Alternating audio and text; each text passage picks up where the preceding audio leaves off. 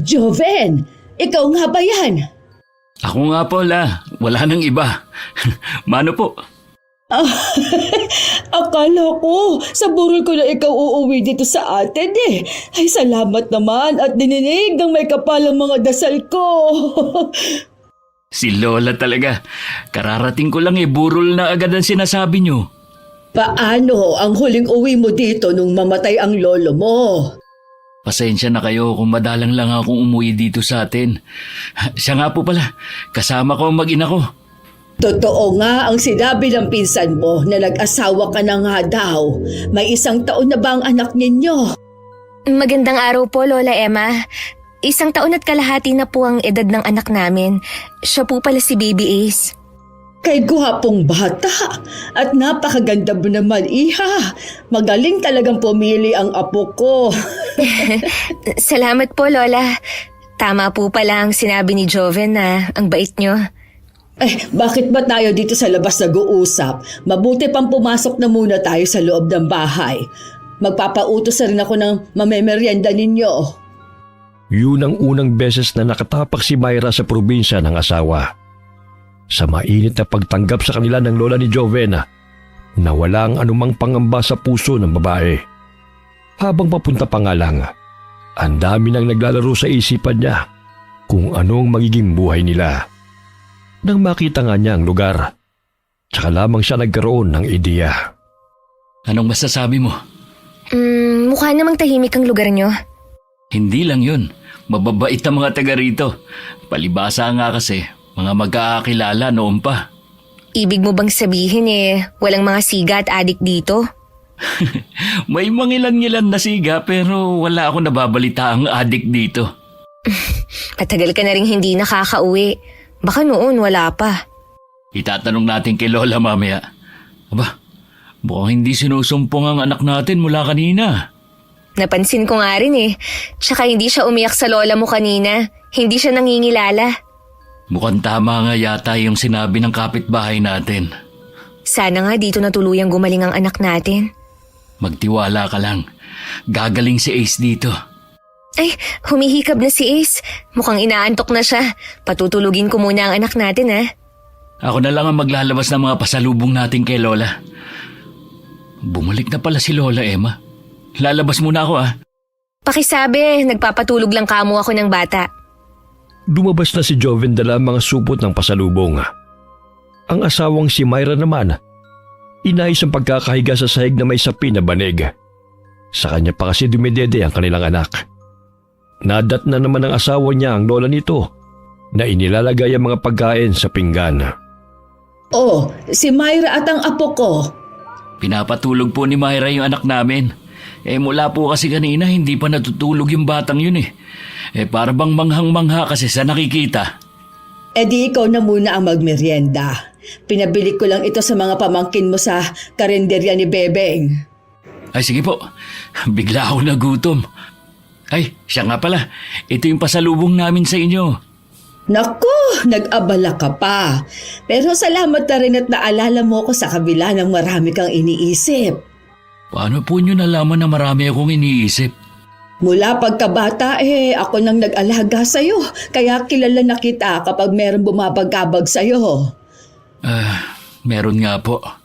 Iyon din ang dahilan kung bakit bigla kaming umuwi dito. Sabihin mo kung ano ang problema. Yung anak kasi namin mula nang ipanganak hindi nawawalan ng sakit. Ang laki na nga nang nauubos namin pera sa pagpapagamot hindi pa rin gumagaling.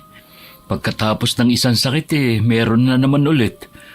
Isang kapitbahay po nagpayo sa amin na baka gumaling ang anak namin kung itatawid ng dagat. Baka daw po kasi gawa ng taong may lihim na galit sa amin ang karamdaman ng bata. Posible nga yan, Apo. Kung hindi rin maipaliwanag ng doktor kung ano ba ang pinagmumula ng sakit ng anak nyo, titignan ko rin ang bata. Oo nga po pala, nanggagamot pa rin po ba kayo? Paminsan-minsan na lang kapag hinihingi ng pagkakataon. Sige na, kumain ka muna. Lalabas lang muna ako at titignan ko ang mga ibinilad kong isda. Pangingisda ang pangunahing hanap buhay ng mga residente sa lugar dahil nga malapit sa dagat. Ang namayapang mga magulang ni Joven ay pangingisda ang kinabubuhay. bago nasangkot sa malagim na aksidente sa dagat. At mula nga noon, hindi na rin natagpuan ang kanilang mga katawan. Tulog na ba si Ace? Oo, nagulat nga ako eh. Ang bilis yung nakatulog. Hindi katulad nung nasa Maynila tayo na iyak ng iyak muna bago matulog. Tama nga yata yung sinabi ni Ate Rona. Hindi ko pala nababanggit sa'yo na marunong din manggamot ang lola ko. Mamaya, titignan niya ang anak natin. Joven, magtatagal ba kaya tayo rito? Ang totoo niyan, nang makatungtong ulit ako sa lugar na to, ibang saya naramdaman ko. Tsaka ngayon ko lang naisip na matanda na si Lola at wala siyang kasama dito sa bahay. Kahit ba sabihin na nasa paligid lamang ang mga kamag-anak namin, iba pa rin kapag may kasama siya rito sa bahay. Kahit saan naman tayo tumira, ayos lang naman sa akin. Basta ang gusto ko may matatag kang trabaho. Ayoko naman kasing maging pabigat pa tayo sa lola mo. Oo naman, maghahanap agad ako ng trabaho. Kung hindi man pwede naman akong mangisda gaya ng tatay ko. Kaya mo bang pumalaot para mangisda? Oo naman. Bago ako nagtrabaho sa Maynila, pumapalaot na ako kasama ang mga tiyuhin ko. Kaya sisiw na lang ang pangingisda sa akin. Basta mag-iingat ka. Alalahanin mo yung nangyari sa mga magulang mo. Huwag kang mag-alala. Hindi mangyayari sa akin ang nangyari sa kanila. Hindi mo kasi may aalis sa akin ng mag-alala. Halika na nga muna sa kusina. Kumain ka na habang tulog si Ace. Ang lola mo nga pala. Nasa labas lang siya. Tinitignan yung mga pinapatuyo niyang isda. Sa pagtataka ng mag-asawa, hindi nagligalig ang kanilang anak hanggang gabi. Gumigising lamang si Myra kapag gutom at gustong dumede ng bata. Kinabukasan naman, tinignan ni Lola Emma ang kanilang anak. May mga dahon din na pagkatapos bulungan ng matandang babae ay itinapal niya sa noo ng apo. Lola, tama po kaya ang sinasabi ng kapitbahay namin sa tinirhan namin? Oo, iha. Hindi pangkaraniwan ang sakit ng anak nyo. May isang tao ang may lihim na galit sa inyo, kaya anak ninyo ang pinahihirapan niya. Alam kasi niya na ang bata ang kahinaan ninyong mag-asawa. Wala naman po kaming nagiging kagalit kaya nagtataka ako kung sino ang gumagawa nito sa amin. Kahit naman mabuti ang pakikisama natin sa ibang tao, hindi pa rin maiiwasan na merong maiinggit sa atin. Siguro nga po dahil lang sa inggit. Pero sana hindi niya na idinamay ang anak namin. Huwag na nga nating isipin kung sino man yun. Ang importante, magaling na ang anak natin. Sang-ayon ako kay Joven, iha. At isa pa, hindi na niya kayo masusundan pa dito. Maraming salamat po sa inyo, Lola. Sa wakas makakatulog na rin ng mahimbing ang anak namin. Siya nga pala, ano ang plano ninyong mag-asawa ngayon? Dito na po kami titira, kung ayos lang sa inyo, La. Ano bang klaseng tanong yan? Natural, masaya akong kung dito kayo titira. Ilang taon na lang naman ang ilalagi ko sa mundo na to. Gusto ko rin naman kayong makasama. Bala ko pong mangisda ulit. Pwede ka naman sumama sa mga tiyuhin mong pumalaot. Kakausapin ko nga po sila mamaya kung kanino ako pwedeng sumama. Mas maganda nga sana kung may sarili kang bangka, apo. Kung magugustuhan ko po ang pangingisda, bala ko pong pag-ipunan ng pambili ng bangka. Alam ko naman na magagawa mo lahat ng plano mo. Masipag at determinado ka naman na namana mo sa namayapa mong ama. Sayang nga po't hindi na natin sila kasama ng inay. Siguradong matutuwa ang mga yun kay Ace. Walang araw na hindi ko siya naaalala. Nakapagtataka nga lang na hindi na natin nakita pa ang kanilang mga katawan. Hindi man lang natin sila nagawang bigyan ng maayos na libing. Bakit nga po pala hindi na nakita ang mga katawan nila? Maraming paliwanag. Sabi pwedeng kinain na ng mga pating ang katawan nila o baka napadpad na sa malayong lugar. Meron namang nagsasabi na tuluyan ng nilamon ng dagat ang mga katawan nila. Dito sa lugar namin, hindi lang sila ang nalunod na hindi na natagpuan ng mga katawan. Marami pa mga mangingisda. Iba talaga kasi kapag inabot ka ng bagyo sa laot. Bigla naman akong kinabahan. Parang ayoko nang payagan kang mangisda. Huwag kang mag-alala. Hindi naman ako papalaot kapag may bagyo. Kung sakali man na hindi makakapalaot si Joven, marami namang pwedeng pagkakitaan, katulad ng paglalako ng mga daing na isda. Ganun po ba ang ginagawa nyo, Lola? Oo, iha. Tutulungan ko po kayo. Madali naman po akong matuto eh. Madali lang naman ang ginagawa ko. Simple lang ang buhay dito sa amin. Sana hindi mo hanapin ang buhay na kinagisnan mo. Hindi po yan, Lola. Kahit saan naman po ako tumira ayos lang. Basta kasama ko ang mag-ama ko. Isang linggo nang nakatira sa lugar ang mag-asawa.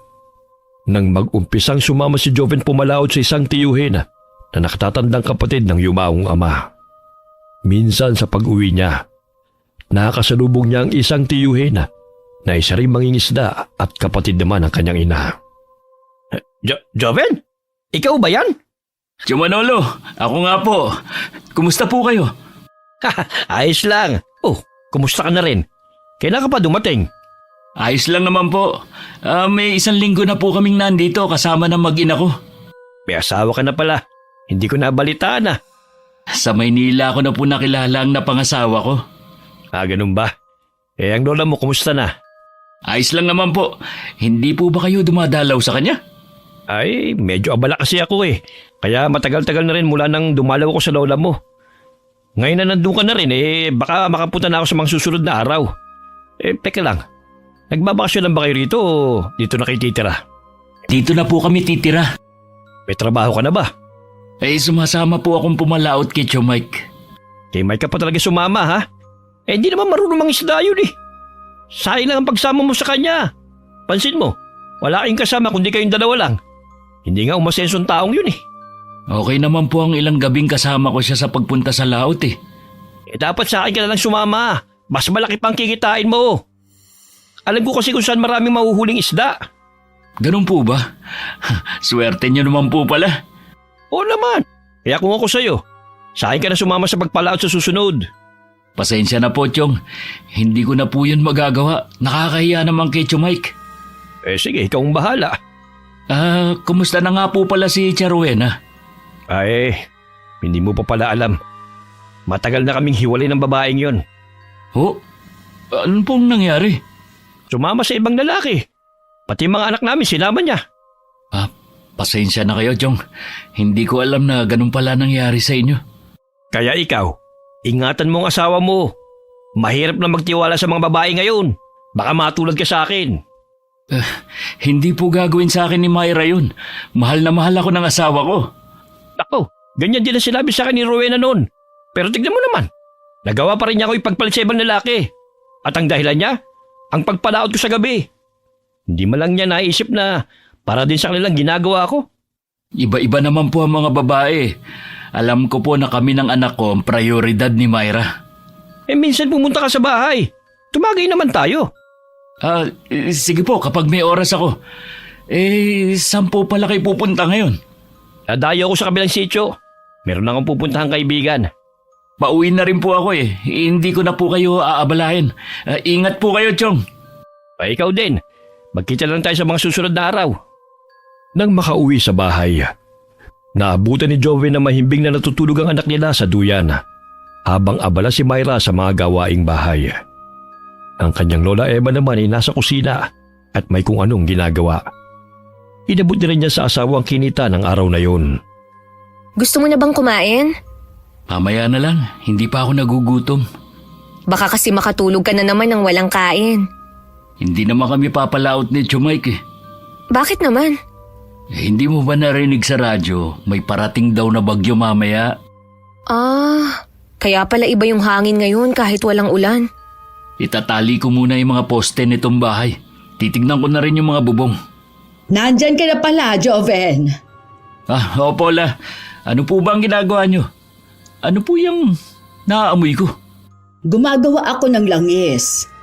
Akala ko po hindi na kayo gumagawa ng langis.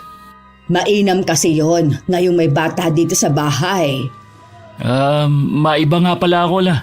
Nakasalubong ko nga pala kanina si Tio Manolo. Hiwalay na pala sila ng asawa niya. Oo, may ilang taon na rin. Matagal ba kayong nag-usap? Sandali lang po. Pupunta daw kasi siya sa kabilang sitio Malamang doon na naman tatagay ang lalaking yon. Wala na talagang direksyon ang buhay niya. Sa halip na magpahinga na lang sana sa bahay niya at may bagyo, kung saan-saan pa gustong gumala. Baka gusto lang makalimot dahil sa pag-iwan ng asawa niya sa kanya. Kasalanan naman niya kung bakit siya iniwan ni Rowena. Kahit sinong babae, yun din siguro ang gagawin. Huwag niyong sabihin na kinukonsinti niyo pa yung pagsama ni Tia Rowena sa ibang lalaki. Yan ba ang sabi sa'yo ni Manolo, na sumama ang asawa niya sa ibang lalaki? Opo, yun ang kwento niya eh. Hindi lang may kayabangan ng tiyuhin mong yon, kundi sinungaling pa. Ano ba ang tunay na nangyari sa kanila ng asawa niya? Wala ni isa ang magpapatunay na sumama nga sa ibang lalaki si Rowena. Umalis ang pobre kasama ang mga anak nila dahil hindi na matiis ang ginagawa ni Manolo. Irresponsable na nga siya, nananakit pa siya. Hindi ko po alam na nananakit pala siya. Ngayon, alam mo na. Tsaka, kahit kapatid siya ng nanay mo, huwag mong paniwalaan ang lahat ng mga sinasabi niya. Kung noon mayabang na siya, mas lalo na ngayon. Marahan na tumango si Joven sa lola niya. Si Myra naman nanatiling tahimik lamang habang nakikinig. Hindi rin naman niya kasi kilala ang taong pinag-uusapan na maglola. Ilang sandali pa'y bumalik na rin si Lola Emma sa kusina para ituloy ang naudlot na ginagawa. Si Joven naman ay lumabas muna para itali ang mga poste ng bahay at tignan na rin ang mga bubong.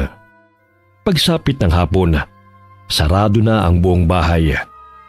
Maaga ring nawalan ng kuryente dahil sa malakas na hangin. Nakakatakot naman ang hangin. Parang humuhuni. Kapag matagal ka na rito, masasanay ka rin. Buti na lang madalang na lang magligalig si Ace. Kapag nagkataon baka kanina pa ako natataranta. Nakatulong nga talaga ang pag-uwi natin dito. Alam mo, hanggang ngayon, palaisipan pa rin sa akin kung sino ang may lihim na galit sa atin noon. Mahirap naman kasi yung basta na lang magbintang. Ipasa Diyos na lang natin kung sino siya. Kung sa bagay, may balik naman yun sa kanya. Nasaan nga pala si Lola Emma? Nasa kwarto niya yun, sigurado, nagdarasal. Ganun kasi ang ginagawa niya tuwing may bagyo. Siya nga pala. Ngayon ko lang to sasabihin sa'yo. Nung minsan kasi na nasa laot ka, nagising ako ng alanganing oras. Alam mo bang nakita ko sa labas si Lola Emma? Nakatingin siya sa maliwanag na buwan. Bigla tuloy akong kinabahan. Ganun talaga si Lola Emma. Masanay ka na sa mga kakaiba niyang gawi. Ano ba kasi ang ginagawa niya sa labas ng alanganing oras? Hindi ko tuloy maiwasang matakot. Meron kasing paniniwala dito sa amin na kapag bilog daw ang buwan, lumalabas ang mga alagad ng dilim. Malamang gusto lang niya tayong protektahan, lalo na ang anak natin. Ganun ba yun? Pinag-isipan ko pa tuloy ng masama ang lola mo. Naiintindihan ko naman. Sanayin mo na lang na minsan meron talaga siyang mga ginagawa na kakaiba. Pero kita mo naman kung gaano siya kabait sa inyo. Oo nga mukha lang siyang istrikta. Strikta talaga si Lola Emma. Nagbago na nga lang siya ngayong tumanda na. Hala, lumakas na rin ang ulan. Makakatulog ba tayo nito? Pilitin mong matulog. Pabantayan ko na lang kayo ng anak natin.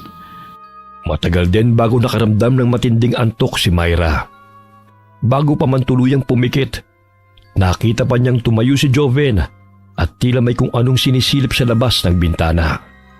Inabukasan, bumulaga sa kanila ang mga nasirang halaman at nabaling sanga ng mga puno. Marami ding kalat sa buong paligid. Sa kabila ng unos na pinagdaanan, nagpapasalamat pa rin sa isip si Myra dahil wala namang masamang nangyari sa kanila. May trauma na kasi siya dahil sa naranasan nilang hagupit ng bagyo noon na nagpalubog sa buong lugar nila. Isa rin kasi ang bahay nila sa nasira ng bagyo. Habang naglilinis na nga sila sa labas, isang panauhi naman ang biglang dumating. Tansya ni Myra nasa 50 pa lamang ang edad ng lalaki. Nakangiti pang lumapit at tinignan pa siya mula ulo hanggang paa. Ikaw siguro ang asawa ni Joven. Ako nga po. Kamag-anak po ba kayo ni Joven? Oo, ako nga palang tiyong Manolo niya. Kinagagala kitang makilala. Ganon din po ako. Myra, may kausap ka ba? Manolo! Oy, nandito ka pala. Napadaan lang ako. Si Joven po, nandyan ba? Kaaalis lang niya. Pinuntahan niya yung bangka ng tsuhin niya. Iha, gising na si Ace. Mabuti pang puntahan mo muna. Sige po. May iwan ko na po kayo. Sige, Iha. Ako na lang bahalang magtuloy sa ginagawa mo dito sa labas. Maganda pala ang asawa ni Joven, no? Oo naman. At mabait pang bata. Swerte nga ng apo ko sa kanya eh. Bakit ka nga pala bigla kang subulpot dito? Pauwi na po sana ako nang maisipan kong dumaan muna. Nabanggit siguro ni Joven na nagkausap kami kahapon. Kababalik nga lang niya kung ano na ang kasinungalingang sinabi mo. Wala naman po akong sinasabi sa kanya hindi totoo eh. O anong tawag mo sa sinabi mo na sumama sa ibang lalaki ang asawa mo? Totoo naman po na... Tumigil ka na nga! Kalalaki mong tao! Mahilig ka gumawa ng kwento! Ano bang mapapala mo sa ginagawa mong yan? Grabe naman po kayo magsalita sa akin. Para naman pong hindi tayo magkamag-anak. Hindi naman talaga. Dahil kay Joven kaya lang tayo nagkaroon ng ugnayan. Ganun na rin po yun. Kung wala ka ring magagawang buti sa apo kong si Joven, mabuti pang layuan mo na lang siya. Hindi po pwede yun. Pamangkin ko si Joven. Anak siya ng kapatid ko. Baka nakakalimutan nyo na. Hindi ko nakakalimutan ang bagay na yon. Pero tingin ko, ang pakikipaglapit mo sa kanya, baka magdala lang ng kapahabakan. Grabe talaga kayo magsalita. Diretsahan at walang paligoy-ligoy. Dahil sa tanda kong ito, gusto ko na lang na pinaprangka ang isang tao. Idiretsahin ko na rin po kayo. Pamangkin ko si Joven. Wala akong balak na ipahamak siya. Sana nga. Totoo yung sinasabi mo. Ano po? Tutuloy na ako. Sigurado na marami din pong kalatang bakuran ko. Maglilinis din ako. Hindi na niya narinig pang sumagot si Lola Eva. Hindi naman intensyon ni Myra makinig sa pinag-uusapan nila. Kaya lamang sa tapat ng kwarto nila nag-uusap ang mga ito. Napukaw din ang gusto ang kuryosidad niya sa mga sinabi ni Lola Emma sa tiyuhin ni Joven.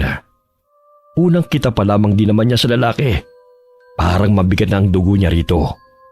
Gusto sana niyang tanungin si Lola Emma nang makaalis ang lalaki. Kaya lamang nauunahan naman siya ng hiya na mag-usisa. Umulan pa rin ang araw na yun, pero hindi na ganun kalakas. Nagpalipas pa ulit ang 2 araw si Joven bago sila pumalaot ng tiyuhin niya. Sakto naman na wala siya. Dumalaw muli ang tiyuhin niyang si Manolo. Ay, Chong! Kayo po pala. Tuloy po kayo. Nandito na ba si Joven? Wala pa po. Mamaya pa po ang uwi nun. Ikukuha ko po kayo ng kape. Salamat, Iha. Ang bait talaga ng asawa ng apo niyo. Napapadalas yata ang punta mo dito sa bahay. Parang ayaw niyo naman po kung pumunta rito. Nagtataka lang naman ako. Natural lang naman po yun. Dahil dito nakatira ang pamangkin ko. Bakit ba pakiramdam ko po galit kayo sa akin? Hindi na ba bukas ang bahay na ito para sa akin? Hindi ako galit sa'yo, kundi dyan sa ginagawa mong pagkakalat mo ng maling balita. Wala naman po akong ginagawang masama eh. Anong wala? Tingin mo ba sa akin porke matanda na wala nang alam sa nangyayari sa paligid ko? Huwag niyo na po kasing paniwala ng mga nadidinig niyo. Ngayon na nandito na po si Joven at ang pamilya niya. Ibigay niyo lang po ang buong atensyon niyo sa apo niyo sa tuhod. Huwag mo nga akong utusan sa dapat kong gawin. Di naman po utos yun eh. Payo ko lang po sa inyo yun para mas lalo pong humaba ang buhay niyo. Ay ewan ko sa'yo. Basta, binabalaan kita ha. Huwag mong idadamay ang apo ko sa kalokohan mo. Heto na po ang kape niyo, Chong. Pasensya na po kung natagalan na. Nag-init pa kasi ako ng tubig. Sana sa susunod maabutan ko naman si Joven dito. Siya nga pala, Manolo. Hindi ka na ba pumapalaot ngayon? Hindi po muna. Nung nakaraan kasi sunod-sunod ang magandang huli ko eh. Kapag ganun, maganda ang kita kaya nagpapahinga po muna ako. Kamusta po bang huli ng isda nila Joven? Konti lang po ang nahuhuling isda nilang magtiyo. Kaya po sapat lang ang kinikita niya. Sinabi ko naman kasi sa kanya na sa akin na lang siya sumama eh. Nahihiya yata siya kay Mike na iwan niya eh. Hayaan mo ng apo ko kung sino ang kasama niya. Gusto ko lang naman na lumaki rin ang kita ni Joven. Lalo na't may pamilya na siya. Ayos naman po ang kita niya. Sapat naman po sa pangangailangan namin. Hindi dapat kayo nakukontento sa sapat na naiuwi niya. Dapat may ipon din kayo. Habang lumalaki kasi ang anak nyo, lumalaki din siyempre ang gastos. Napag-isip-isip ni Myra na tama naman ang sinasabi ng may edad ng lalaki. Kaya lamang hindi naman pwedeng paunahan niya si Jovena. Lalo't halata naman na ayaw ni Lola Emma sa tiyuhin ito. Nang maubos ang laman ng tasa, nagpaalam na rin ang tiyuhin ng asawa niya. Sa kanyang pagtataka, ipinatapon ng matanda ang tasa na ginamit ng lalaki. Huwag kang magtitiwala sa kanya, iha. Bakit naman po? Sundin mo na lang ang sinasabi ko sa'yo. Para din yon sa kapakanan mo. Sige po. Maiwan ka na muna dito. May kailangan lang akong puntahan. Babalik din ako kaagad. Mag-iingat po kayo, Lola. Sa loob ng isang buwan, wala pa rin pagbabago sa huling isda ni na Joven at ang tiyumite niya. Para bang inaala talaga silang magtiyuhin. Para may pandagdag sa gastusin sa bahay. Tuwing hindi nakakapalaot si Joven, naglalako naman si Myra ng daing na isda. Katulad ng araw na yon, naglako siya. At hindi inaasahan na makakarating siya sa dulong bahagi ng baryo kung saan nakatira ang tiyuhin ng asawa. Ang sipag mo naman. Akala ko mga taga Manila walang alam sa buhay sa probinsya. Wala nga po, pero kaya ko naman maghanap buhay. Sino nga palang naiwan sa anak mo? Iniwan ko po kay Lola Emma, tsaka nandun naman po si Joven. Hindi ka na rin naman iba sa akin. Pamangkin na rin kita. Kung ako sa'yo, huwag mong ipagkakatiwala ang anak mo sa matandang yun. Sige ka, baka magising ka na lang na isang araw wala na ang anak mo. Ano po ang ibig niyong sabihin? Isang buwan ka pa lang naman na nandito Malalaman mo rin ang ibig kong sabihin. Mas mabuti pa rin po kung sa inyo na mismo manggagaling. Pasensya ka na, iha. Pero ayokong isipin mo na sinisiraan kong matandang yun. Teka lang. Ilan na lang ba yung tinitinda mo? 3 balot na lang po ito. Bibili ko na lahat yan para makauwi ka na sa inyo. Madami po ito Hindi po ba mag-isa lang kayo sa bahay niyo? Hayaan mo na, iha. Ang mahalaga ay makauwi ka na maaga sa inyo. Sige po. Maraming salamat po sa inyo, Chong. Mabilis nang ibinalot ni Myra sa supot ang 3 balot ng daing. Pagkatapos abutin ang bayad, nagpaalam na rin siya. Habang naglalakad palayo, hindi niya maiwasan na lumingon. Wala na sa kinatatayo nito ang lalaki. Naisip niya na baka pumasok na sa loob ng bahay. Pagdating sa kanila, ang naabutan niya lang ay si Lola Emma at ang kanyang anak. Maaga kaya yatang nakauwi ngayon. Opo. Mabilis po kasing naubos ang paninda ko. Buenas ka talaga sa pagtitinda. Lola, si Joven po. Nasa likod bahay, nagsisibak ng kahoy na panggatong. Ako na po ang mag-aalaga kay Ace. Salamat po sa pagbabantay sa kanya. Baka napapagod ka pa, magpahinga ka na muna. Hindi naman nagliligalig itong anak mo Tsaka wag mong sanayin na lagi karga ang apo ko. Nakakahiya naman po kasi sa inyo kung pati itong si Ace aalagaan nyo. Gusto ko rin naman. Nagpapasalamat nga talaga ako dahil inuwi ninyo dito ang apo ko. Si Ace ang bunsong apo ko sa tuhod. Mahilig po siguro talaga kayo sa bata, Lola. Oo. Ilang apo din ang inalagaan ko sa nakalipas na taon. Lola, ipapasok ko na po sa kwarto si Ace Hihilamusan ko na rin po. Sige. Sa kusina lang ako. Habang binibihisan ni Myra ang anak, pumasok naman si Joven na basa ng pawis. Nakaramdam kaagad siya ng inis dahil hinayaan ito sa kanyang lola ang anak nila. At isa pa sa nakadagdag ng pag-aalala niya ay ang mga sinabi ng tiyuhin nito. Bakit mo naman iniwan sa lola mo ang bata? Hindi naman maligalig yung bata Kita mo naman na magkasundo sila ni Lola. Alam ko naman. Pero alam mo naman na may edad na rin ang lola mo. At may kakulitan na rin si Ace. Paano kung malingat yung matanda? Naisip ko kasi kung hihintayin pa kitang dumating, baka gabi na, hindi pa ako nakakatapos magsibak. Basta sa susunod kapag sa'yo ko ibinili ng bata, huwag mong kung kani-kanino iniiwan. Teka nga lang, may problema ba kung maiwan kay Lola ang anak natin? Gusto ko lang ingatan ng anak natin. Matanda na si Lola at saka ayoko nang abalahin pa siya. Hindi niya pababayaan ng bata at malakas pa sa kalabaw ang Lola.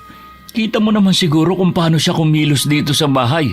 At mula nang dumating tayo, hindi kanya pinakitaan ng masama. Wala naman akong masamang ibig sabihin eh.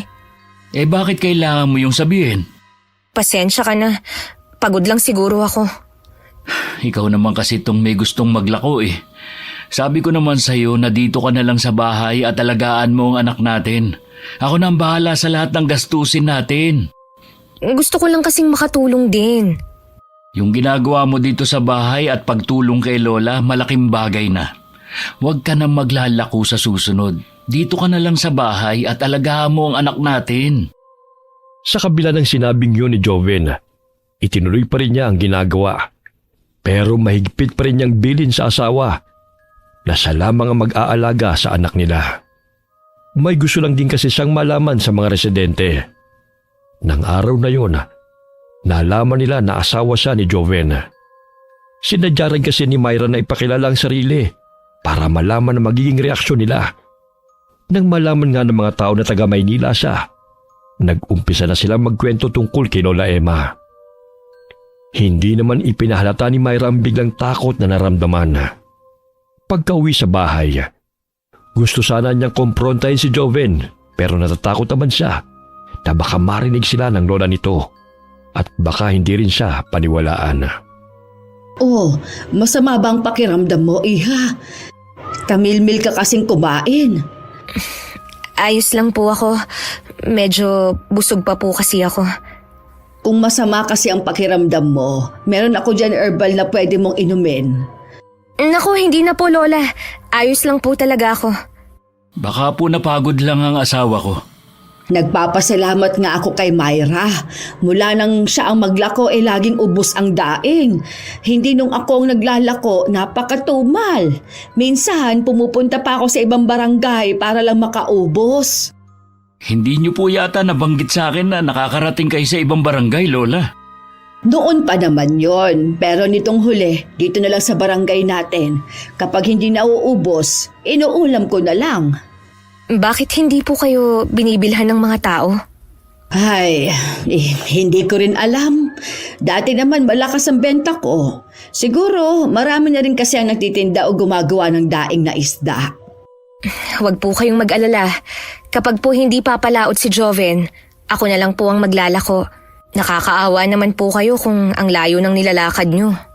Ehersisyo ko na rin naman yon, Iha. Manghihina kasi ako kung lagi lang akong nandito sa bahay. Nakakapagtaka nga po eh. Nasa edad nyong yan, malakas pa kayo. Yung mga kakilala ko po kasi, kung hindi may sakit, mga wala na po sa mundo. At sa edad ni Lola, wala pa rin siyang iniindang sakit. Ano po bang sikreto nyo, Lola? Siguro nasa lahi din namin. Tsaka gulay at isda lang ang madalas kong kainin. Bihira lang ang karne. Sana po ganyan din kahaba ang maging buhay namin ni Joven. Malay mo naman, Iha. Higitan niyo pa ang edad ko. Mula nang marinig ni Myra ang usapan ng mga tao tungkol sa matandang babae, naging mapagmasid na siya rito. Madalas nagigising siya sa hating gabi na tila merong naglalakad sa may sala. Tuwing sumisilip siya, nakikita niya ang matandang babae na naglalakad habang may hawak na kandilang pula.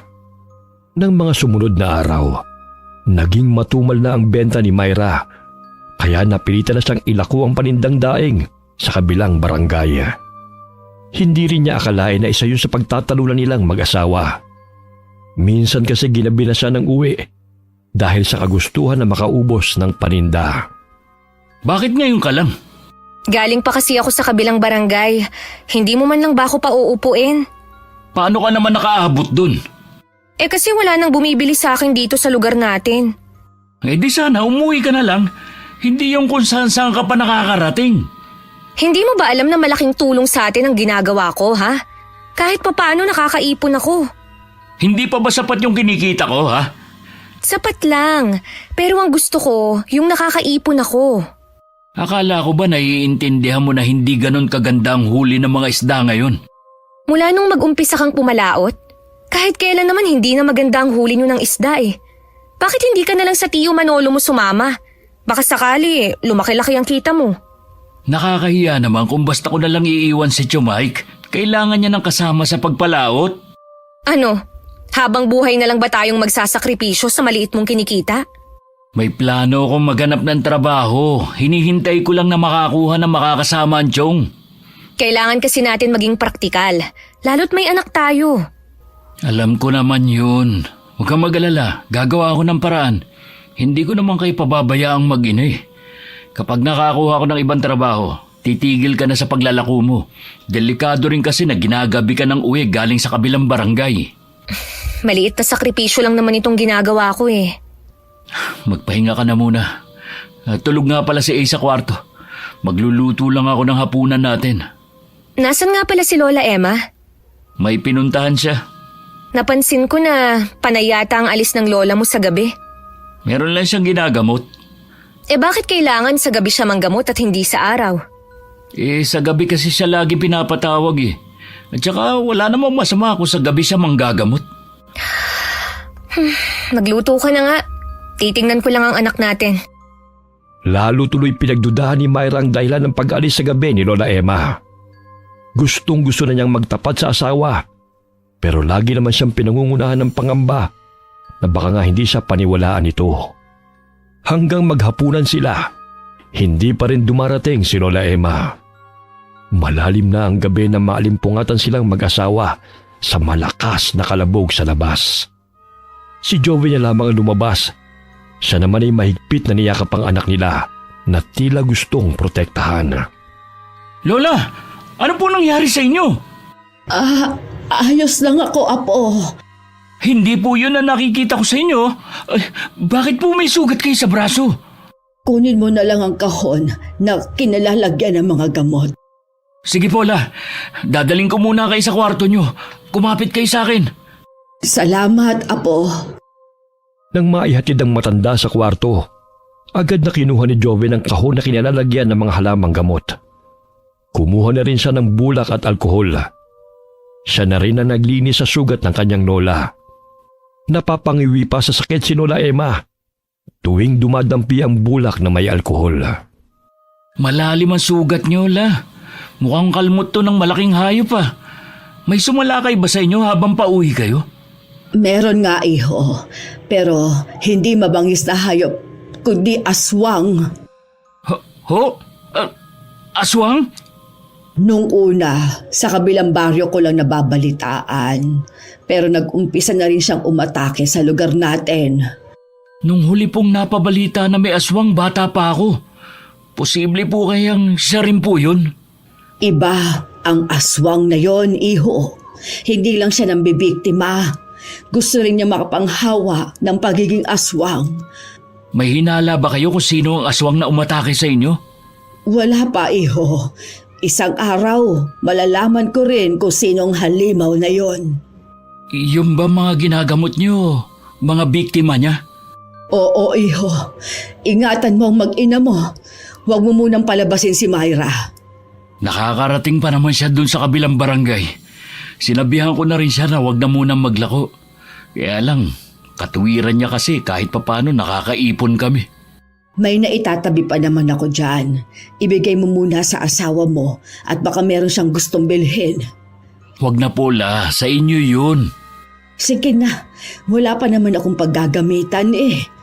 Bahala ko na rin nga pong maghanap ng ibang trabaho eh. Baka kasi hindi ako swerte sa pangingisda. Sumusuko ka na ba kaagad? Sapat lang kasi na iuwi ko. May anak po kami ni Myra. Habang lumalaki si Ace, lumalaki rin ang gastusin. Mabilis lang ang panahon. Isang araw mag-aaral na ang anak namin. Kung ano man ang plano mo, nandito lang ako para suportahan ka. Salamat po, La. Alam ko namang lagi kayo nandyan para sa akin at sa mag-ina ko. Nalinis mo na itong sugat ko. Pwede mo nang lagyan ng gamot. Opo, La. Siguradong gagaling na kayo. Alam ko naman na mabisa ang mga herbal nyo eh. Salamat, iho. Balikan mo muna ang mag-ina mo. Magpapahinga na rin ako. Sige po. Huwag muna kayong babangon na maaga bukas ha. Ako na muna ang bahala sa almusal natin. Inumutan pa ni Joven ang kanyang lola bago lumabas ng kwarto nito. Napabalikwas naman ang bangon si Myra nang biglang bumukas ang pinto. Anong nangyari? Si Lola Emma ba yun? Oo, si Lola nga. Ginamot ko muna siya. Ha? Naaksidente ba ang lola mo? Habang pauwi kasi siya, may sumalakay sa kanyang aswang. Hindi ko maintindihan. Aswang baka mo ang sumalakay sa kanya? Oo, mabuti nga may dalang laging pangontra si Lola. Nasugatan lang siya sa may braso. Kumusta naman siya ngayon? Ayos na siya, nagpapahinga na. Tara nang matulog. Teka lang, Joven. Meron akong gustong sabihin sa'yo. Ano yun? May kumakalat kasi dito sa lugar nyo na naaswang daw si Lola Emma. Ano? Kanino mo naman narinig na aswang ang lola ko? Sa mga dating suki ko. Kaya nga humina ang benta ko dahil nalaman nila na asawa mo ko eh. Sabi nila, nahawaan daw ng pagiging aswang ang lola mo at siyang napapabalitang ng aaswang sa kabilang barangay. Pambihira talaga mga tao sa lugar na to. Parang hindi nila naging takbuhan si Lola noong mga panahong may mga sakit sila. Hindi kaya meron lang nagpapakalat ng maling impormasyon sa lola mo? Posible rin. Ngayon, alam ko na kung bakit bigla kang nagbago ng pakikitungo sa lola ko. Naniniwala ka sa mga taong yun. Nakalimutan mo na ba na si Lola ang gumamot kay Ace? Kung meron mang higit na nakakakilala sa lola ko, ako yun. Sana man lang tinanong mo ko. Hindi yung basta ka na lang maniniwala sa mga yun. Patawarin mo ko, Joven. Dapat kay Lola ka humingi ng tawad at hindi sa akin. Matulog na nga tayo. Mula ng gabing yun, naging malamig na ang pakikitungo ni Joven sa asawa. Naiintindihan naman yun ni Myra dahil nagkamali siya. Balak rin niyang kausapin ng lalaki kapag lumamig-lamig na ang kanilang sitwasyon. Pansamantala, hindi na muna siya naglalako ng daing. Inaalagaan niya muna si Lola Emma para makabawi siya rito dahil sa maling bintang. Salamat sa pag-aalaga mo sa akin, Iha. Wala po yun, La. Ang totoo po niyan nahihiya po ako sa inyo. Kaya gusto kong makabawi. Bakit ka naman nahihiya sa akin? Nakagawa po kasi ako ng kasalanan sa inyo. Sabihin mo na kung ano yon. Kasi po, Lola, may kumakalat na aswang daw po kayo. Naniwala naman po ako sa kanila. Matagal ko na yang alam. Inaasahan ko na rin na makakarating sa inyong mag-asawa ang balitang yan. Sorry po, Lola. Hindi ko man lang naisip ang mga ginawa niyong kabutihan sa amin ng anak ko. Huwag mo nang isipin ang bagay na yan. Hindi ako galit. Alam ko naman kung sino nagpapakalat niyan. Gusto niyang ilihis ang katotohanan. Hindi po kaya ang nagpapakalat ang tunay na aswang? Oo, Iha. Nasisiguro ko na yon. Kaya siguro gusto na niya akong patayin ng gabing yon. Bakit po hindi niyo ipinagtapat kay Joven na kilala niyo ang aswang? Hindi pa ito ang tamang panahon dahil ang taong yon ay malapit kay Joven. Ho? Sino po ba ang tinutukoy niyo? Si Manolo. Sinungaling ang lalaki na yon. Kaya po pala ganun ang sinabi niya sa akin tungkol sa inyo. Sa sobrang pag-aalala ko sa anak ko, naniwala agad ako sa kanya. Ngayon alam mo na, iwasan mo na ang taong yon. Opo, La. Kaya lang po, paano si Joven? Malaki pa rin ang paniniwala ko na hindi niya magagawang hawaan ang kanyang pamangkin. Lola, aswang na po ba si Tio Manolo sa simula pa lang? Hindi, Iha. Nakausap ko noon ang asawa niyang si Rowena. May palagay daw siyang nahawaan ng kanyang asawa habang nakikipag-inuman noon. Kung saan-saan kasi dumadayo para lang makipag-inuman. Maliban pa doon, sinasaktan din niya ang asawa at 3 anak. Tama lang pala na iwan siya ng pamilya niya. Kung hindi pa natuklasan ni Rowena noon na aswang na ang asawa, baka hanggang ngayon nagtitiis pa rin siya sa piling nito. May pagkamartir din kasi ang babae na yon. Nasa na po kaya si Tia Rowena at ang mga anak niya? Nasa mabuti silang kalagayan at nasa malayong lugar na hindi na sila masusundan ng asawa. Matanong kita, Iha. Mabuti kahit laking Maynila ka, naniniwala ka sa mga aswang. Kahit po sa syudad ako lumaki at nagkaisip, Namulat naman po ako sa mga kwentong katatakutan ng ama ko. Taga-probinsya po kasi siya at marami pong alam tungkol sa mga aswang. Sayang nga po at maaga siyang nawala dahil sa sakit. Ikinalulungkot ko ang nangyari sa iyong ama. Nabanggit nga ni Joven na wala ka ng magulang at ang dalawa mo namang kapatid may kanya-kanya ng pamilya. Opo, sa kabila po noon nagkikita pa naman po kami. Alam din po nila na uuwi kami dito ni Joven. Kung sakaling maisipan nilang dalawin ka, bukas ang bahay na ito para sa kanila. Maraming salamat po, Lola. Kapag tumawag po sila babanggitin ko. Nang mga oras namang yun naisipan muna ni Joven na dalawin ang tiyong Manolo niya sa bahay nito bago umuwi.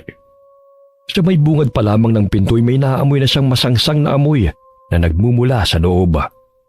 Nang marahan niya yung itulak, tumambad sa kanyang napakadumi at makalat na loob ng bahay.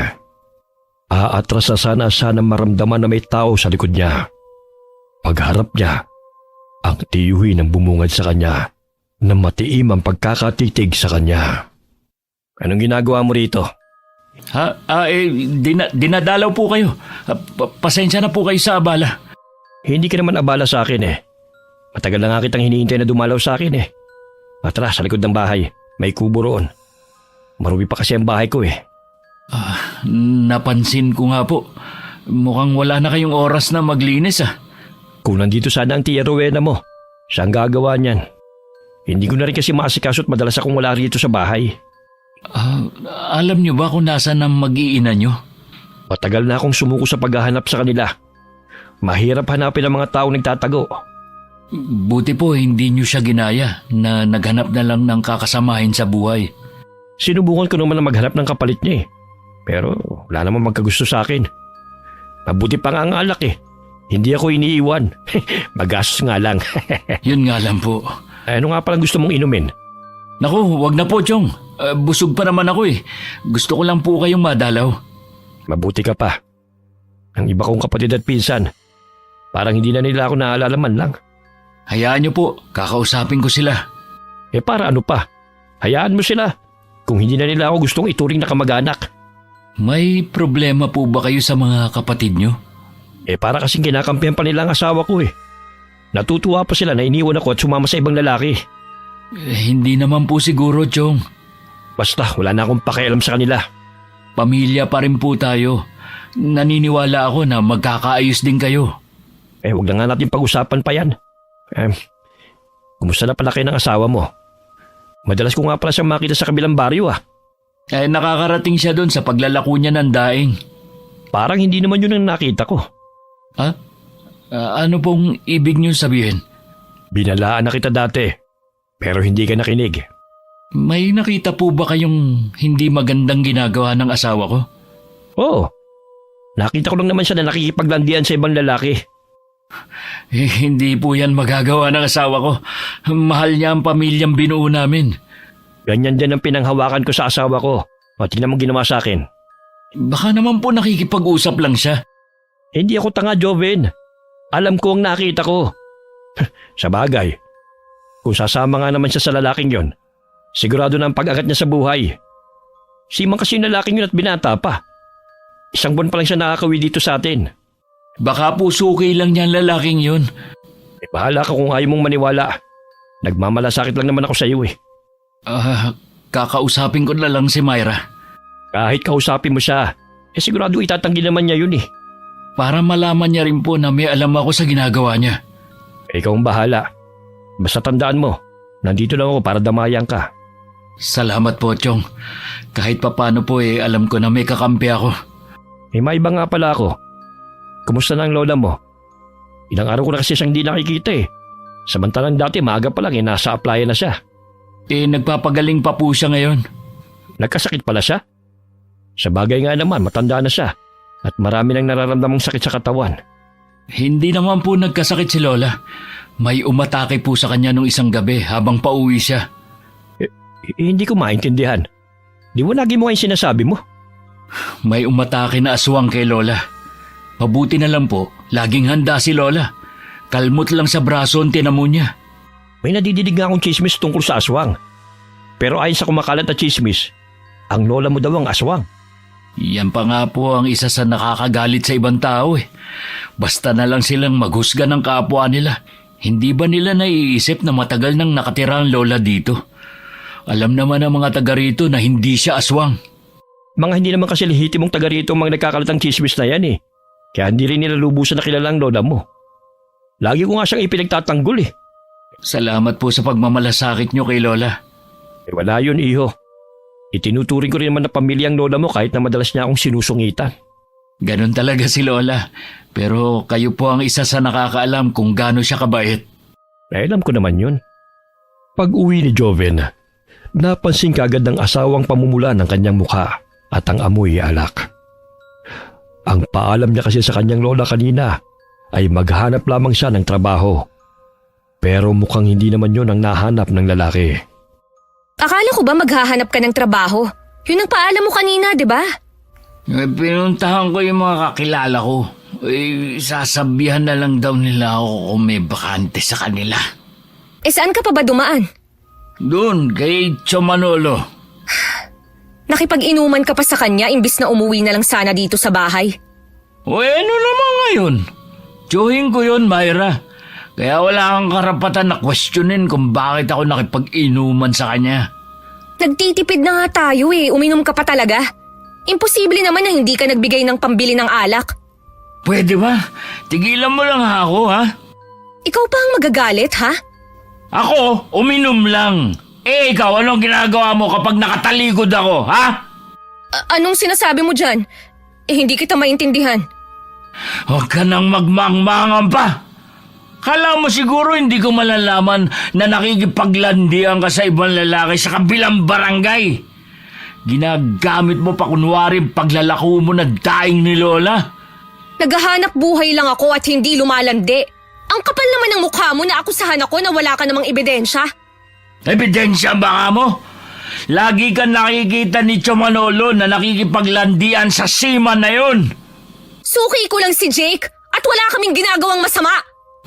Jake pala pangalan ng lalaki mo, ha? Hindi ko siya lalaki. Tigilan mo na rin ang pagbibintang mo sa akin dahil lang sa kasinungalingan ng tsuhin mo. At si Chong pa pala sinungaling. Sino pala? Ako? Sino pa ba sa tingin mo? Oras na mapatunayan ko lang na niloloko mo nga ako. Hindi mo na makikita ang anak natin kahit kailan. Hindi mo magagawa yan. Ako ang ina at mas higit na may karapatan sa anak natin. Tingnan natin kung may magagawa yung karapatan na sinasabi mo. Oras na mailayo ko ng anak ko sa'yo. Joven! Saan ka pupunta? Bumalik ka dito! Mag-usap muna tayo! Lasing ka! Magpahinga ka na lang kung ayaw mong makipag-usap! Walang nagawa si Myra kundi tanawin na lamang ang asawa habang papalayo. Hindi niya alam kung saan pupunta ang lalaki sa ganong oras. Kahit nagagalit siya, mas nangibabaw pa rin ang pag-aalala niya rito. Lumabas naman ang kwarto niya si Lola Emma. Siguro nagising dahil sa pagtatalo nilang mag-asawa. Narinig ko lahat ng napag-usapan ninyo. Hayaan mo munang humupa ang galit ni Joven. Maniwala po kayo, Lola. Hindi ko niloloko ang asawa ko. Alam ko at naniniwala ako sa'yo. Kagagawa ni Manolong lahat ng ito. Balang araw, pagsisisihan din niya ang ginagawa niya. Bakit po ba ganun si Chong? Bakit gusto niyang sirain ang pamilya ko? Palibhasa nga kasi miserable ang buhay niya at gusto lang niya kayo idamay. Baka naghihiganti rin siya dahil noong mga panahong nagsasama sila ni Rowena hanggang iwan siya nito, nasa babae ang aming simpatya. Kung gano'n naman po ang ugali niya, sino po ba ang kakampi sa kanya? Yun na nga hindi marunong tumanggap ng pagkakamali. Hanggat may masisisi siya, sa iba niya isisisi ang maling nagawa niya. Lola, nag-aalala ako na baka maging katulad niya rin si Joven. Huwag kang matakot, Iha. Ako ang bahala. Oras na may gawin si Manolo sa apo ko, hindi na ako mangingiming kalabanin siya. Mag-iingat po kayo. Hindi siya pangkaraniwang tao lang. Nang mga sumunod na araw, madalas pa rin ang pag-aaway ng mag-asawa. Mula sa maliit na bagay hanggang lumaki na ang issue sa pagitan nila. Sinunod na rin naman ni Myra ang gusto nito na wag nang maglako ng daing para maiwasan na lang ang kanilang pagtatalo. Ngunit lagi pa rin mainit ang ulo ni Jovena. Nang hindi na makatiis, kinausap siya ng kanyang lola. Napansin na rin kasi nito ang pagbabago sa kanyang ugali. Bakit ba palagi mong inaaway ang asawa mo? Sinusunod naman niya ang mga gusto mo para hindi ka magalit. Hindi mo ba nakikita ang sakripisyo ng asawa mo? Away mag-asawa po ito. Huwag na lang po kayong mangialam pa. Baka nakakalimutan mo, nasa loob kayo ng pamamahay ko. May karapatan ako na makialam sa inyo, lalo at hindi na tama ang ginagawa mo. Si Myra po ang dapat niyong pagsabihan at hindi ako. May kalandian ng babaeng yun sa kabilang barangay. Dahil lang sa sinabi ng tiyuhin mo, naniwala ka naman agad. Mas higit mo dapat paniwalaan ang asawa mo kaysa sa sinungaling na yon. Hindi mo ba alam, wala na siyang ginawa kundi ang magkalat ng kasinungalingan. Siya rin na nagpakalat na aswang ako sa buong lugar natin. Hindi po magagawa ni Chong na magsinungaling. Matagal kang nawala. Marami nang nagbago. Hindi mo na siya kilala. Bakit ba hindi ka humaharap sa akin, ha? Tumingin ka nga sa akin. Bakit kailangan ko pang tumingin sa inyo? Diyos ko, bakit namumula ang mga mata mo? Ano pong ibig niyo sabihin? Humarap ka sa salamin. Masdan mong sarili mo. Ano nangyayari sa akin, Lola? Wala naman akong ginagawa. Kung gusto mong gumaling, huwag ka munang aalis. May sakit po ba ako? Wala kang sakit. Huwag ka na munang lalapit sa anak mo. Nitong mga huling araw, may nararamdaman ka bang kakaiba? Madalas lang po akong makaramdam ng paghapdi na sikmura. Kahit kakakain lang natin, nagugutom na naman ako. Hindi ko rin po namamalayan na naglalaway ako. Diyan ka lang. Magpapakulo lang ako ng mga halamang gamot. Sa kwarto ni Lola Emma muna naglalagi si Jovena. Kinausap din ng matandang babae si Myra sa tunay na kalagayan ng asawa niya. Naiyak na lamang ang babae sa natuklasan at pwedeng kahantungan ng asawa. Huwag kang matakot. Walang masamang mangyayari sa asawa mo. Marami na akong napagaling na katulad sa kaso niya. Hindi ko lang po kasi maiwasan na matakot, Lola. Ang liit pa ng anak namin eh. Hindi mawawala si Joven sa atin. Kapag ginagamot ko siya, huwag ka na munang pumasok sa kwarto. Bantayan mo na lang ang anak mo sa kwarto ninyo. Pwede ko po bang silipin muna si Joven? Oo naman, iha. Mamaya lang gagamutin ko na siya. Tinungo ni Myra ang kwarto ni Lola Emma at marahan na binuksan ang pinto. Nakahiga ang asawa niya habang nakapikit ang mga mata. Hindi siya sigurado kung tulog ba ito ng mga sandaling yun. Isinara na lang niyang muli ang pinto at saka bumalik sa kabilang kwarto. Naabutan na rin niyang gising ang anak na naglalarong mag-isa. Ilang sandali pa, binalikan na ni Lola Emma ang apo sa kwarto nito. Bumangon ka muna dyan, apo, at inumin mo muna ito. Ano po ito? Bakit ganito ang amoy? Halamang gamot yan. Kailangan mo lang tiisin at napakapait ng lasa niyan pero mabisa. Sige po, Lola. Iinumin ko basta gumaling lang ako. Ang pait nga. Ubusin mo ang laman ng tasa. Makakatulong yan sa'yo. Opo, La. Uubusin ko po. Iinumin ko lahat to kahit nakakasuka pa. Kailangan mo talagang mailabas ang kinain mo nitong mga huling araw. Ilang sandali lang, nakaramdam ng pagbaliktad ng sikmura si Joven. Mula sa kabilang kwarto, dinig ni Myra ang pagsusuka ng asawa. Halos manlupaypay na ang lalaki sa panghihina. Lahat ng kinain inilabas na niyang lahat, hanggang sa sumuka na siya ng malapot at malansang amoy na kulay itim. Pagkatapos noon, nanghihina na bumalik siya sa higaan at tila hinihila ang kamalayan. Nang makatulog ang apo, lumabas ng bahay si Lola Emma para kausapin si Tio Manolo. Para kang nakakita ng multo sa itsura mo. Hindi ko lang inaasahan na dadalawin niyo ko dito sa bahay ko. Kung nun sana humingi ka kaagad ng tulong para magamot ang pagkakayanggaw sa iyo, hindi ka aabot sa ganito. Ibig lang sabihin nun, ginusto mo rin ang nangyari sa'yo. Ano bang dahilan ng pagpunta mo dito? Akala mo ba magiging tulad mo rin si Joven, ha? Gusto mo pang idamay ang apo ko? Dahil sa ginawa mo sa kanyang yan, magbabayad ka. Binalaan na kita noon, pero hindi ka nakinig. Ano ba magagawa ng isang matandang katulad mo, ha? Hindi mo pa nga ako lubusan nakilala. Pati si Myra, ginawan mo rin ng kwento sa apo ko. Palibhasa kasi malungkot ang buhay mo, kaya gusto mo pang mandamay. Kung wala kang magandang sasabihin, mabuti pa umalis ka na. Ikaw ang umalis sa lugar na ito. Oras na malaman ng mga tao na ikaw ang aswang. Alam mo na ang mangyayari sa'yo. Kaya kung ako sa'yo, kusa ka nang umalis. Di ko gagawin yon. Kahit ipagkalat mo pa ang sikreto ko, walang maniniwala sa'yo. Mas paniniwalaan pa rin nila na ikaw ang aswang. Ang galing mong humabi ng kasinungalingan. Hintayin mo lang ang karma mo. Umalis ka na! Inaabala mo ako eh. Maghahanda pa ako sa pagpunta sa laot. Totoo nga ang kasabihan. Sa magkakapatid, may lalabas na ibang ugali. Kahit gaano pa kabuti ang pagpapalaki sa kanila ng mga magulang. Matagal ko nang tinanggap na ako ang black sheep sa pamilya namin. At hindi ko yun pinagsisisihan. Meron nga pala akong ipagtatapat sa'yo. Hindi aksidente ang nangyari sa mga magulang ni Joven. May ginawa ko para masira ang bangka nila at abutan sila ng malakas na bagyo sa laot. Walang hiya ka! Sabi ko na nga ba? Noon pa iba na ang kutob ko sa nangyari. Paano mo nagawa ang ganung bagay sa kapatid mo at bayaw? Sabi mo nga iba ako sa magkakapatid. Hanggang ngayon, hindi ako nagsisisi sa ginawa ko sa kanila. Tama lang pala. Nanayang daw ka dahil masama ka. Oo na! Tanggap ko na isa akong halimaw. Ngayon ko mas naiintindihan ng mga kapatid mo kung bakit kanila iniiwasan.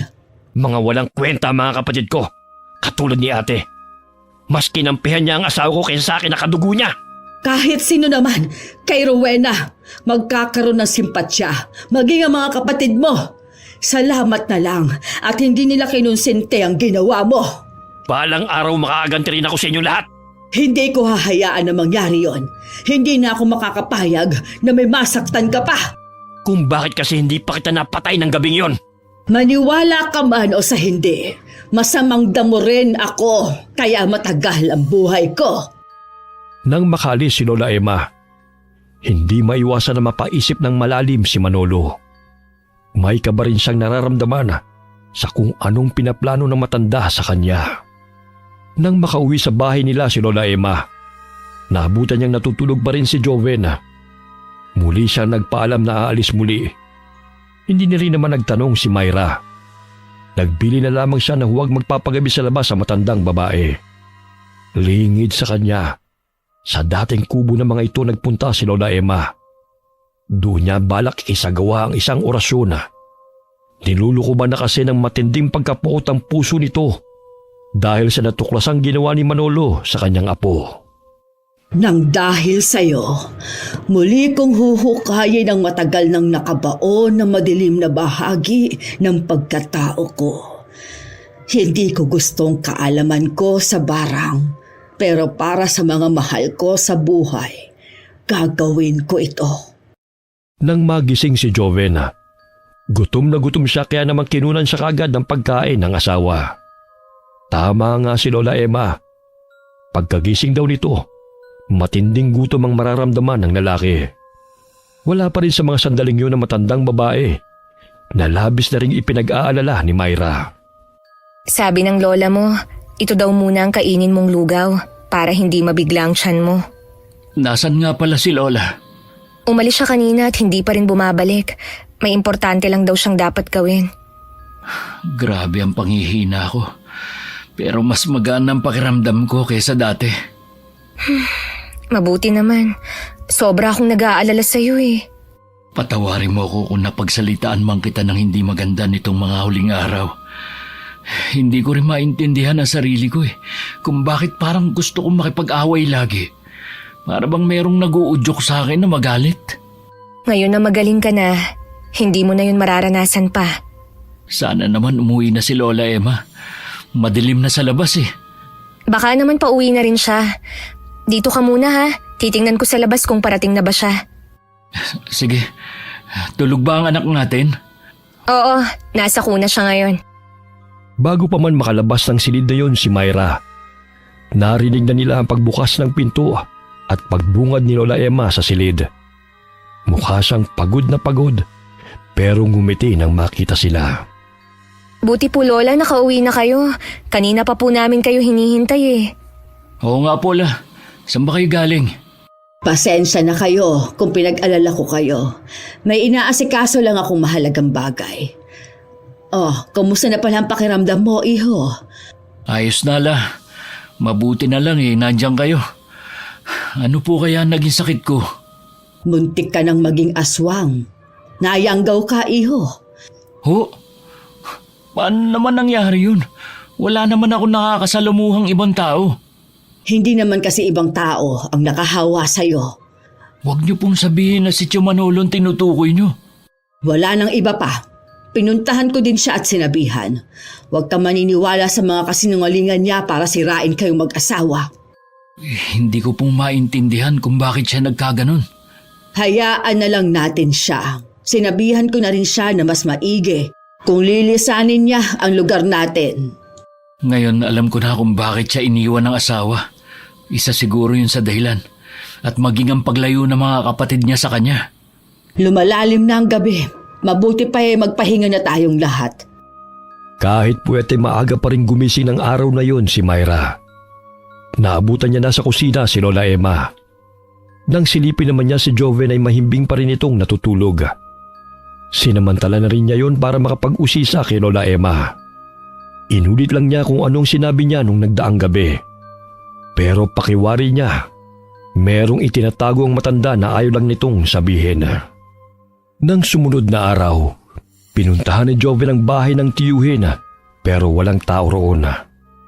Hindi na rin siya nagtangkang pumasok dahil umaalingasaw ang masangsang na amoy mula sa loob ng bahay. Nasaan na kaya siya? Sana naman tuluyan na nga siyang umalis sa lugar na ito. Lingid kay Joven, agad na nagtago ang tiyuhin niya nang maamoy na parating siya. Mula sa pinagkukublihan, lihim siya nitong pinagmamasdan hanggang sa umalis na lamang siya. Sigurado ko na pagaling siya ng kanyang lola. May sakit na din ako. Pero hindi ko alam kung kanino ko lalapit. Sigurado naman kasi na hindi ako gagamutin ng matandang yon. Laylay ang balikat na pumasok na ulit sa loob ng bahay niya si Manolo. Sa gitna ng makalat na silid, nahiga na lamang siya basta at nagkumot. Matinding ginaw kasi ang nararamdaman niya mula kagabi. Nagugutom na rin siya pero lahat ng isinusubo niya ay isinusuka din niya. Kahit ang hilaw na karne ay hindi na tinatanggap ng sikmura niya. Pakiramdam niya sa gutom siya mamamatay. Hindi rin niya maintindihan kung bakit may mga buhay na insekto ang lumalabas sa kanya. Nakita mo ba sa bahay niya ang tsuhin mo? Hindi. Hindi rin siya pumalaot dahil nandun lang yung bangka niya. Hindi kaya umalis na siya sa lugar natin? Nararamdaman ko na nandito pa rin siya. At isa pa, wala naman siyang mapupuntahan. Kinausap ko rin yung mga kapatid niya. Matagal na pala nilang itinakwil bilang kapatid si Tio Manolo. Sa tingin ko po, alam na rin nila ang sikreto nito. Siguro nga, iho. Huwag ka na ulit pupunta sa bahay niya, ha? Gusto ko lang naman siya makausap sa huling sandali. Para saan pa? Alam na natin na siya ang aswang. Hayaan na lang natin siya. At baka yung pagpupumilit mo pa ang magpahamak sa'yo. Tiyuhin ko pa rin po siya. Kahit papano, naging mabuti siya sa akin. Hindi ko maiwasan na mag-alala sa kanya. Baka tuluyan ng mawalang natitirang awa sa'yo oras na malaman mo ang ginawa niya sa iyong mga magulang. Ano pong ginawa niya? Sinabotahe niya ang bangkang de motor na gamit ng mga magulang mo para masira at yon ang dahilan kung bakit sila inabot ng bagyo sa laot. Nagawa yun ni Chong? Samantalang naging mabuti sa kanya mga magulang ko. Sila ang bumili ng bangka niya para makapangisda siya. Tapos, yan pa ang gagawin niya? Ang sama niya. Muling umalis ng bahay si Joven. May hinala si Myra na hahanapin niya ang kanyang tiyuhin. Gusto sana niyang sundan ang asawa. Kaya lamang may sinat ang anak nila at hindi niya basta maiwan. Baka pupuntahan niya si Tio Manolo. Baka po magpang-abot sila. Kahit magkita pa sila, hindi na rin makakalaban pa si Manolo sa apo ko. Nakalimutan niyo na po ba? Halimaw ang taong yun. Alam ko, Iha. Magtiwala ka lang. Walang masamang mangyayari kay Joven. Sana nga po. Pero hindi ko pa rin maiwasan mag-alala eh. Pwede po bang pakibantayan niyo muna si Ace? Susundan ko lang po si Joven. Bago pa makapagsalita si Lola Eva, mabilis na siyang pumanaog ng bahay. Kasalukuyang natutulog noon ang anak niya. Alam naman niya na hindi siya pababayaan ng kanyang lola. Tuloy-tuloy na siyang naglakad papunta sa bahay ni Manolo. Malakas ang kutob niya na naroon si Joven. Naabutan pa ni Joven ang kanyang tiyuhin na balot ng kumot. Tinanggal niya ang kumot na nakatakip dito at saka pinitsarahan. Kita naman ang takot at pagkalito sa mukha ng tiyuhin. Paano mo nagawa yun sa mga magulang ko, ha? Ang sama mo! Kapatid mo ang inay! Sinabi sa'yo ng lola mo? Oo! Paano mo ipapaliwanag ang ginawa mo? Anong dahilan mo? Magulo ang isip ko noon. Nagagalit ako. Kasi mas kinakampihan nila si Rowena kaysa sa akin. Dapat lang dahil sinasaktan mo ang asawa at anak mo. Hindi ka na naawa sa kanila. Tapos palalabasin mo na sila ang masama. Eh ikaw naman ang gago! Bakit kailangan mo pang pumunta rito? Hindi mo na rin naman maibabalik ang buhay ng mga magulang mo. Alam kong hindi na. Gusto ko lang makita kung nagsisisi ka ba sa mga ginawa mo. Kung gusto mong marinig ang paghingi ko ng tawad, sige, patawarin mo ako. Siguro naman magiging masaya ka na. Wala ka talagang kwentang tao! Anong gusto mo? Yung galing sa puso? Hindi ko nga alam kung may puso pa ba ako eh. Sa nakikita ko sa'yo, may sakit ka na. Baka karma na yan sa'yo. Huwag ka mag-alala. Hindi ako hihingi ng tulong sa'yo. Baka magkaroon pa ako ng utang na loob sa'yo. Sa bungad pa lamang ng pintuan, napatakip na ng ilong si Myra. Para kasing babaliktad na ang sikmura niya sa masangsang na amoy na nalalanghap niya na nanggagaling sa loob ng bahay. Balak na sana niyang umalis nang maulinigan niyang meron nag-uusap sa loob at naboses rin niya si Jovena. Agad siyang pumasok at tumuloy sa kwarto kung nasaan ang dalawa. Joven, Ayan na pala ang sundo mo eh. Sayang, hindi ko kayo napaghiwalay na dalawa. Hindi kami kayang paghiwalayin ng mga kasinungalingan mo. Tandaan mo yan. mabuti pa. Umalis na tayo sa bahay na ito. Baka tayo naman ang magkasakit. Umalis na nga tayo. Joven, sayang hindi ka naging katulad ko na aswang. Iba kasi ang pakiramdam kesa maging ordinaryong tao lang. Magkaiba tayo. Hindi ako katulad mo. Hindi pa man nayayanggaw. Halimaw na. Grabe ka naman. Ganun ba talaga ang tingin mo sa akin? Lumabas na tayo. Huwag mo na lang siyang pansinin pa. Hanggang makalabas ang mag-asawa ng bahay, ay dinig pa rin nila ang malakas na tawa ni Manolo. Para bang nasisira na ito ng bait. Nang masdan nga siya ni Myra kanina, alam niyang may sakit ang lalaki. Palagay ko, may malubha siyang sakit. Wala akong pakialam. Baka epekto na rin ang pagkain niya ng hilaw na karne. Sa kabilang banda naaawa rin ako sa kanya. Napansin mo ba? Inuuod ang mga sugat niya sa katawan. Buong paligid niya puro mga insekto. Nakita mo naman kasi ang buong paligid niya. Huwag ka na magtaka pa.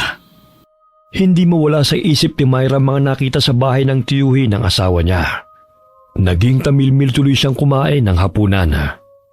Kinabukasan, sumama ulit na pumalaod si Joven sa tiyuhin habang hinihintay niya ang tawag sa inapreyang trabaho. Habang sila Myra at Lola Emma ay nasa bahay, sinabi ng una mga nakita at ang palagay niyang may sakit si Manolo. Yon ang parusa sa kanya dahil sa kasamaan niya. Hindi niyo po ba siya gagamutin? Paano ko gagawin yun, Iha, sa taong pumatay sa anak ko at manugang? Wala rin naman bisa ang gagawin kong panggagamot dahil galit ako sa kanya. Ganun po ba?